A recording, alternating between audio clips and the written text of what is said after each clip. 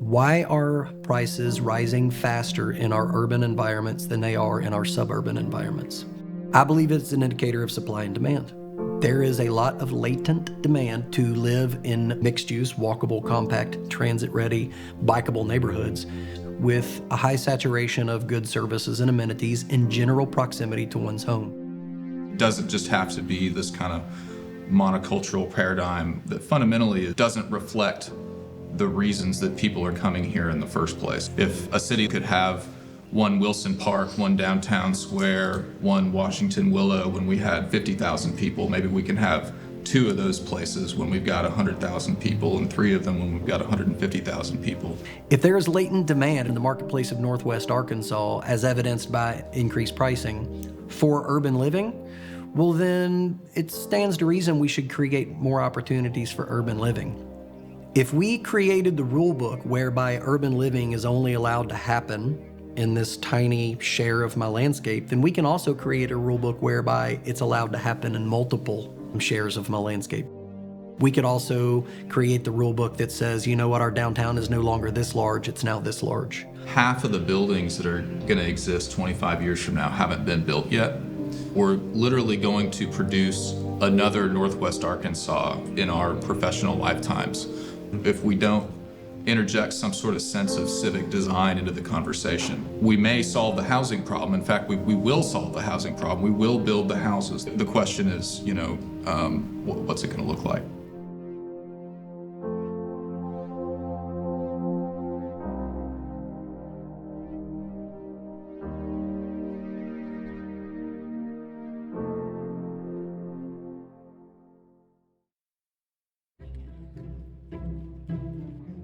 So last year we asked you a question. If you had a magic button, what would be one planning policy in Northwest Arkansas you would change? So we actually have that answer with us here today, and we wanted you to take a look. Okay. And so this was your... That would be it, to start creating a new zone that addresses mixed use. So we can have different types of housing and hopefully affordable housing, or housing affordability intact with it, so. Since that's been recorded, obviously we've learned a lot, and I think still holistically, I still think that's a great magic button to have, but I think more mixed use or different types of residential use rather than the single family standard that we have, focusing in on how to increase the density in that single family, or how to increase the amount of livable area in those already existing single family homes. So ADUs has been a great discussion. This whole conversation has kind of changed how we look at ADUs as a tool to increase density, and so I think that's something that we might benefit from. Move away from discriminating between housing types and move towards impacts, possibly regulating things by the footprint of a structure. It doesn't matter if there's 1 unit in it, 2 units in it, 3 units in it, whatever it may be, getting away from this false dichotomy between single family and not single family. Cool. Thank you. I don't disagree with it. I feel like after talking about the issues we've had the opportunity to delve into over the last year, it feels a little simplistic. I feel like I've moved my mindset into much bigger concerns, regional concerns. I don't want to diminish what I said on the video. I think there's a lot of validity to it and value in it. I would say the biggest change has been that I've been introduced to so many experts that are right here in our area that are willing to help us with whatever we need to have help with, that they have data for us to be able to use. And so I feel like I have a lot of resources now that if I need to know something data-wise or how to create an audit tool to use that data, I feel like I have people I can reach out to now to help with that. This toolkit that we're creating is the greatest benefit. Because we're all using the same toolkit, we'll have some level of standardization, which will make it easier for developers to do what we need them to do, which is build houses. A community practice is basically a cohort on steroids. So if you think about a learning cohort, like a student cohort, they're more static. I show up to class, someone teaches me something, I take this information back to wherever I go. Community practice takes it to the next level. So imagine the students are writing the syllabus. Imagine the students are choosing the professor for the day. And imagine at the end of each school day, the students all turn inwards and discuss among themselves what was valuable about today's education. Are there branches and sequels of education that we want to go down, little rabbit holes that we want to explore? And then they push that back to the educator, to the school board, and say, tomorrow when I show up, educate me in this way. So ULI is about a 90-year-old nonprofit organization dedicated to helping cities be the best that they possibly can be. We are a neutral convener of really smart people and good ideas. The reason we are hosting this community of practice effort is because we believe in the power of connecting the smartest built environment professionals in Northwest Arkansas to the best possible education they can find. And we want that exchange of ideas and the exchange of professional capacity in the form of meaningful, trusted relationships to serve the communities of Northwest Arkansas in a meaningful way. Many of you did share a component of your story, but I wouldn't say that everyone shared their full personal story. So even over lunch, I got to chat with some people and they were like, this is how I got into planning. And that was so interesting to me, like what attracted them. Your personal path to your work in planning, and if you told a part of it this morning, tell another part of it or tell that again. What we're not doing enough of in America right now is creating a variety of housing types. So what we've discovered over the last couple of generations in America is that due to a number of systems and systems of systems, what we're creating in terms of housing is limited in variety.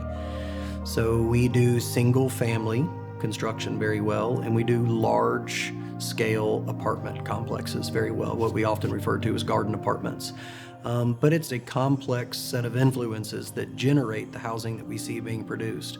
What we're trying to get after in this endeavor is to understand why the housing we produce is what it is, what is informing and influencing the production right now, and how can we unlock the potential to produce other housing types. He would go through a beautiful, bucolic, green, leafy neighborhood with nice houses with big lawns. It's like, this is what we want. Like, this is what our town needs to be. And so I think it came from that great image, but it's I think it's broken. But if you could say, look, this whole region it's going to be more vibrant and more economically interesting and more sustainable, and people may have to walk 3 blocks to park, but it's like, don't worry, it's not going to affect your house. The picking out parts of the city and deregulating them, I think, is a real way forward. And our building code. The two major things are everybody agrees that we need more density and that we need more variety in types of houses. Why isn't the developer doing that? Is it because the market studies show what sells most instead of what people want? Or is it because the developer doesn't know how to build the type of housing that people want? Or because the banks won't finance the type of housing? Miami is very suburban, actually, and I don't know if you can see this, but what they did was they have a code that basically took all of the corridors and upped the density there, and so you can kind of start to see it. The buildings are hopping in. Now, there's not developers building large tracts of this, probably because the property is expensive, but that's how they're starting to handle, because we're experiencing crazy growth there. It's a little strange. But then it protects the neighborhoods, but because the people aren't neighborhoods trying to go into the neighborhoods. They're saying, okay, the Exactly. density is going in these. Putting it all in the corridor, just simply putting it all in the corridor. Definitely want to be thinking about it. I don't know for sure, but if I'm demolishing a small one, I'm probably, because the cost of that lot, if I'm a developer, I've got to build What something if you big. could build 3 small ones because it's within the context, but you couldn't build 1 big one? That's not. Yeah, that's what I was saying, That's is because the lot sizes are smaller, there's no lot area. So the Shark Tank is just a fun way that we're going to give our planners reps and sets at asking for particular policy reforms. They will reach into the buffet of policy reform suggestions that they identified for themselves. Today I'm going to pitch this particular reform. The Shark Tank is going to be made up of a developer, a neighborhood constituent, an elected official. And so the Shark Tank will consider the policy reform that's being pitched and provide immediate, rapid feedback on, is this valid? Is this going to achieve the ends you desire?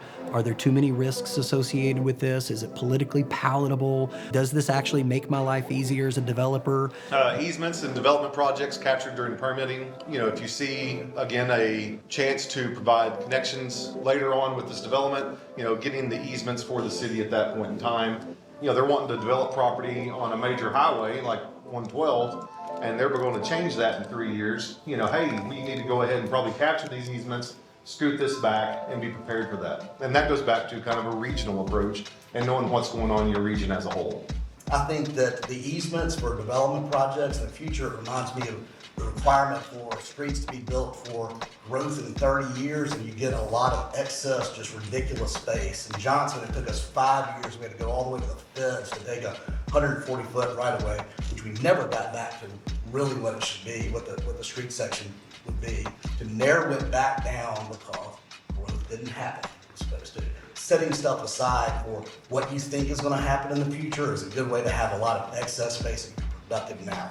But a lot of the growth we're going to see in the next 50 years is going to be subdivision development, for better or worse.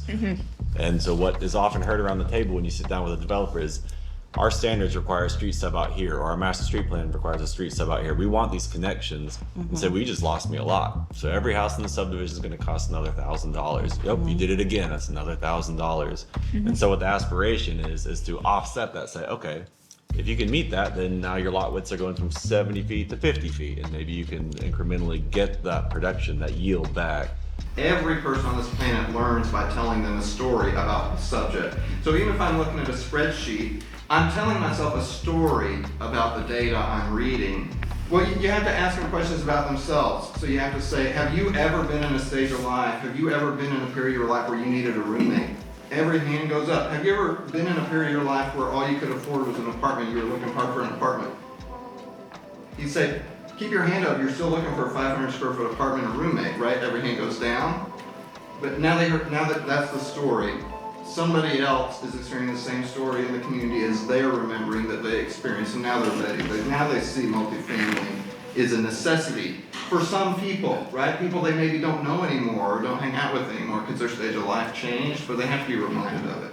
So I think And so now here we are at the finish line, and this community of practice is authoring a policy roadmap and toolkit that will serve the Northwest Arkansas region, we believe, for many years to come. Specifically, how do we get from where we are to where we want to be? Who are going to be the stakeholders that need to rally around these tools? Is it politically palatable? Are there risks associated with some of these policy reforms? And how do we best manage the unintended consequences that come from changing any legislation, right? As it authors this policy roadmap and toolkit, it's considering all of these questions so that we ensure that the practice reforms that they advance here for Northwest Arkansas are the right fit for their communities and ultimately will achieve the impact that they desire and that our residents deserve.